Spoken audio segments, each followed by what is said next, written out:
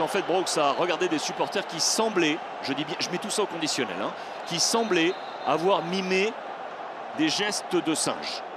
Ouais, là c'est clairement le sujet. Là, il y a tout le monde qui est autour. Ça essaye de calmer Brooks. On ne sait pas encore ce qui s'est dit, mais ça sent quand même du sérieux.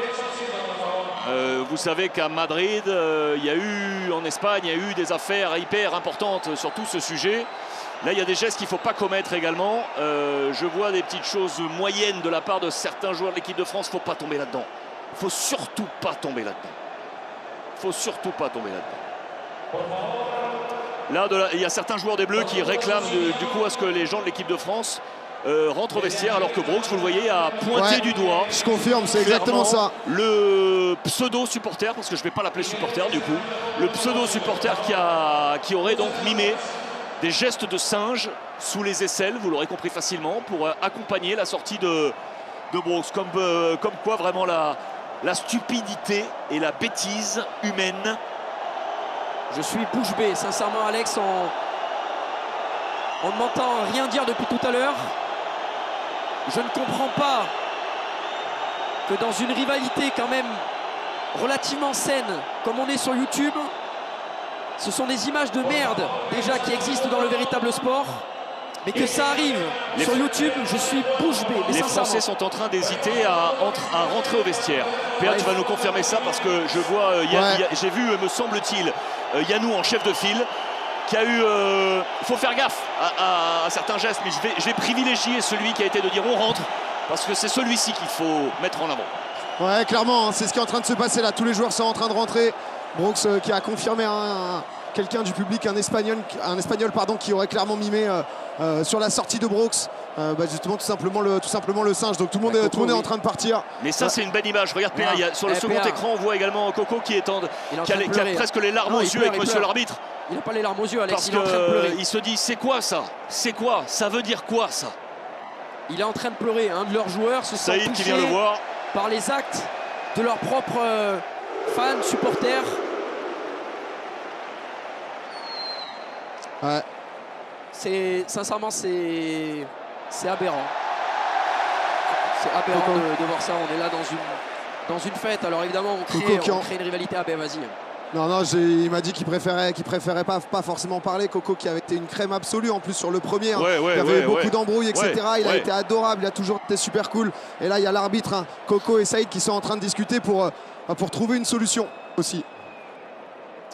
Comment on peut essaye de te rapprocher, Péa, si tu peux nous voir ça encore.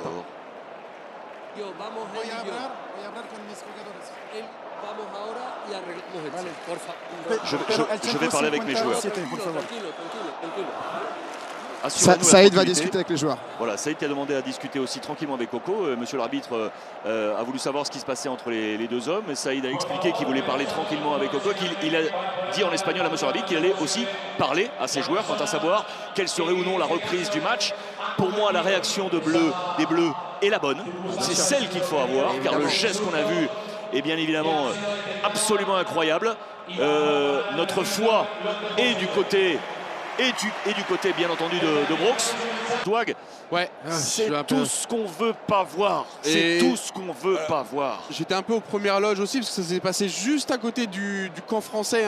T'as le gros camp français qui fait le virage là, qui était à gauche de la cage des Espagnols, et ça s'est passé juste derrière le gardien espagnol. Et donc pour le coup, Brooks sur sa sortie, il a voulu passer par là pour aller plus vite, faire gagner du temps pour le match. Certes, nous on joue aussi la montre pour revenir au score. Et tout de suite, il s'est fait alpaguer par plusieurs personnes. Il faut savoir qu'il n'a pas laissé passer Brooks. Tout de suite, il est en mode lui, attendez lui. Donc il y a eu un temps d'incompréhension de quelques secondes. Puis après, tu as eu quelques joueurs français qui sont venus un petit peu épauler. Et finalement, Coco, le joueur espagnol, c'est carrément lui qui est venu et qui a gueulé le plus fort sur carrément son public, en tout cas le public espagnol. Il faut savoir que la sécurité est intervenue dans les 30 secondes et que la personne, j'ai même la photo, a été sortie même pas une minute après. Donc Brooks a quand même bien fait d'insister, de pointer du doigt, comme ça on a pu faire évacuer cette personne et elle est repartie avec les autorités. Je ne sais pas du tout comment ça va se passer. Ce qui est bien, c'est que ce qui s'est passé autour, ça n'a pas créé un noyau hostile. C'est-à-dire qu'il s'est retrouvé esselé. Exactement. Ça, c'est bien. Exactement, même Brooks sur le fait d'être revenu là sur son côté, il s'est carrément fait encourager par d'autres Espagnols en mode t'as bien fait, te laisse pas faire, on n'est pas avec lui et compagnie. Donc il y a une désolidarisation instantanément à partir du moment où Coco est intervenu. Et je rappelle que c'est pas du tout entre les joueurs français et les joueurs espagnols. C'est un incident avec une personne lambda du public qui s'est fait tout simplement raccompagner dehors. Un imbécile. Il s'est fait afficher, hein. On a vu à l'écran. Il a pris cher. Et une petite question entre deux supporters où on ne savait pas lequel c'était. Il y en a un qui s'est fait virer. T'as vu l'image de Coco, confirmation. T'as vu l'image de Coco? C'est abominable pour lui. Il a frappé du poing la pancarte publicitaire. Et regarde Marstav qui est juste derrière là en train de. Ça, elles sont bien ces images. Elles sont super ces images. Sur beaucoup de combats, on est ensemble. Bien sûr. Là, il y a la rivalité footballistique. Sur ces combats-là, il n'y a même pas photo, il n'y a même pas de. Il n'y a rien à dire. Exactement. Et tu vois, Coco s'est senti, je pense, totalement entre guillemets concerné quand il a vu que Bro se faire attaquer comme ça dans son pays, dans un de ses stades, sur un de ses événements. Il est en mode putain, j'en suis arrivé à ça moi aussi. Tu vois, je pense qu'il le prend pour lui et d'où les larmes qui sont arrivées très vite. Sur Regarde. Boum. C'est la honte. Je vais vous dire un truc, c'est que, vous savez, moi je suis franco-espagnol, j'ai la double nationalité. Et ça me fait mal. Vous savez ce qui me fait mal, c'est que ce pays, qui est aussi mon pays, est un pays encore attardé dans ce schéma-là. Avance, bien évidemment, avance, et encore heureux qu'il avance. Mais je peux vous dire que ce qu'on voit dans les stades, en Espagne, c'est abominable. Vous savez que ce qui s'est passé ici, là, il y a peu, sur un match de l'Atlético Madrid, avec un fond de supporters qu'on n'arrive pas à démanteler, qui est ce qu'on appelle le Frente Atlético, qui est dedans, qui est porté par notamment des mouvances d'extrême droite, dur. Je ne comprends pas encore qu'on estime, quand on est patron de club, qu'on puisse pas éradiquer tout ça. Et moi, quand je vois ça encore aujourd'hui dans mon pays, je peux vous assurer que ça me fait vraiment mal. Un pays qui s'est battu contre ça. Ouais, PA, pardon. Je suis désolé, je vous coupe. Je pense que vous voyez les images là. Il y a une sortie de vestiaire. En fait, on a vu ce qui s'est passé avec le supporter qui a fait les gestes de singe à Brox. Et dans le vestiaire, on a appris qu'il y a des supporters français dans le stade aussi qui se sont fait prendre à partie avec des insultes racistes, etc., qui se sont fait sortir. Là, les joueurs ne veulent juste plus jouer si ça se passe comme ça. Donc c'est pour ça que là, ça essaye d'amener une discussion. Mais là c'est juste pas possible, comment ça se passe. Il y a eu des jets de cacahuètes pour les supporters français, ce genre de choses. J'en ai vu aussi. Alors après ça avait l'air de mon côté un peu bon enfant, même si je pense que ça fait jamais plaisir de se prendre des pop-corn dans la gueule. Mais il y en a eu, j'ai vu 3-4 Français là juste en bas commencer à sortir le drapeau tout de suite. Il y en a, ils sont retournés, ils ont lancé des pop-corn. Ça avait l'air d'être un jeu de mon côté, mais du coup j'imagine pas ce qui se passe dans l'entièreté du stade, sachant que les Français, certes il y a un petit groupe dans le virage que je vous parle depuis le début, mais il y en a plein éparpillés partout. Il y en a plein éparpillés partout. C'est comme ça, vous savez, c'est comme ça que, pardon de revenir là-dessus, mais c'est comme ça que Vinicius, au-delà de ce qu'il est footballistiquement dans la personne, a transformé son personnage parce qu'il est devenu l'incarnation de ce combat ici en Espagne, parce qu'il est sujet, victime de tout ça, des cris de singes et autres. En tout cas, il laissait de moins en moins passer. Exactement, est devenu un vrai symbole. Et l'Espagne, j'espère, va accélérer ce mouvement. Mais comme vous l'avez dit tous les deux, voir ça sur Twitch & Co aujourd'hui, sur des matchs en tant que créateurs, de youtubeurs c'est pas possible. Mais tu sais ce qui me dérange, Alex, c'est que mais à travers ce groupe France, et je ne parle pas pour les Espagnols parce que je les connais pas et ça ne me regarde pas, mais à travers ce groupe France, à travers ce que montre Amine, on s'en fout en fait de leur histoire de racisme, peu importe la religion, peu importe la couleur de peau. Il y a une histoire de bande de potes qui sont là pour passer un bon moment ensemble, et c'est ça les valeurs que veulent véhiculer Amine. Et alors, vous pouvez pas tout voir, il y a beaucoup de blogs qui vont sortir, mais regardez les vidéos dans les prochains jours, regardez l'entente qu'il y a dans cette équipe. Tout le monde s'aime, et c'est ça qui me fait chier moi quand je viens dans un match comme ça, youtubeur, je me dis on va avoir une belle fête, on va avoir un moment de kiff, et au final tu termines avec des gens qui font des gestes complètement, je vais même pas dire déplacés parce que le mot est faible, mais ça me gêne, sincèrement ça me gêne. Alors je vois ça se...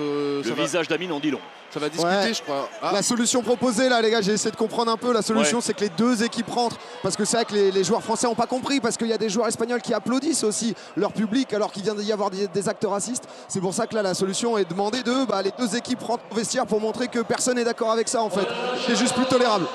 Et l'arbitre va prendre la parole.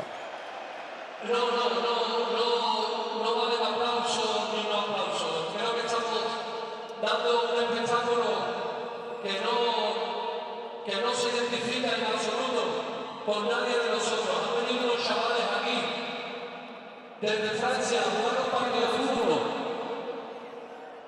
y no estamos dando la sensación de imagen que ha habido. Los chavales de Francia se quejan de insultos racistas. Por favor, si vuelve a haber el más mínimo insulto de absolutamente nada, cancelamos el partido. Ok, menace donc d'annulation du match au prochain gestes, cris, insultes, gestes racistes. Le match sera arrêté définitivement. Monsieur l'arbitre a rappelé que l'accueil du peuple français doit être 5 étoiles de la part de l'Espagne et a demandé, a réclamé un tonnerre d'applaudissements pour accompagner l'équipe de France pour un retour sur cette pelouse. Et vous l'entendez pas, mais il y a énormément de gens qui sont en train de siffler. Il y en a beaucoup qui sont en train de siffler. Amine qui interroge les siens bien évidemment pour ce retour. Le message a été donné. Je pense qu'il faut revenir parce que c'est ça la force. Oui, la force, c'est que la vie est plus forte que tout ça. Exactement. On note, l'union est pour fort tout ça. On note beaucoup de joueurs espagnols quand même là qui sont en train de user et d'essayer de faire des accolades. Je m'excuse parce que c'est moi qui vous ai ramené ici. Je suis désolé si ça vous jette des trucs et que ça vous insulte de manière raciste. Je sais qu'il y a des Espagnols qui n'ont pas du tout les mêmes intentions et je ne voulais pas tous dans le même panier. Maintenant c'est intolérable. Il y a Bronx qui a reçu des insultes racistes avec des signes de singe. Il y a des supporters qui ont reçu je tiens le boulot, des insultes avec des arabes, etc. Maintenant, c'est quand même le DJ Mario, c'est pas l'arbitre qui parle. Mais moi, j'aimerais que DJ Mario moi-même fasse un rappel à ses supporters. Donc DJ Mario, s'il te plaît, est-ce que tu peux parler à tes supporters pour les rappeler? C'est important. J'attends quand même de voir si tu peux les mettre en place. C'est bon. Nous, DJ Mario. Gente, esto es un partido de youtubers, por favor. No hagamos el tonto, ¿vale? Estamos en 2024, por favor. Un poco de respeto y vamos a pasarlo bien, ¿vale?